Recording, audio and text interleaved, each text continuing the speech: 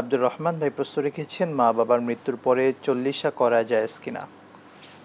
চল্লিশা আর 7 দিন 3 দিনের দিন 40-এর দিন যে আমরা বুঝি মানুষ মৃত্যুবরণ করার সাথে সাথে এটা ওয়াজিব মনে করি, 3 দিনের দিন খাওয়াতে হবে, 40-এর দিন খাওয়াতেই হবে, এটা একটা ওয়াজিব আমাদের কাছে।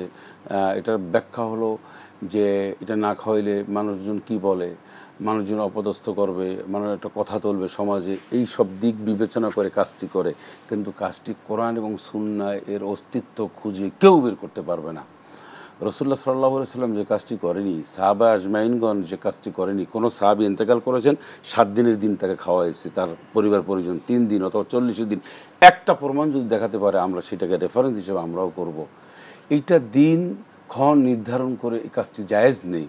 তবে একজন মানুষ ইন্তেকাল করলে তার নামে এতিম মিসকিন আত্মীয় স্বজনকে খাওয়ানো দর্শনীয় কোনো অপরাধ নয়, দোয়ার আয়োজন করতে পারে, কিন্তু নির্দিষ্ট দিন নয় এবং করতেই হবে এই চিন্তা করা ঘটা যাবে করে না। যেভাবে করে এটা একটি বেদাত। এ ব্যাপারে আমাদের সবাইকে সতর্ক থাকতে হবে, এর মধ্যে কোনো কল্যাণ নেই। আল্লাহ আমাদেরকে বোঝার তৌফিক দিন।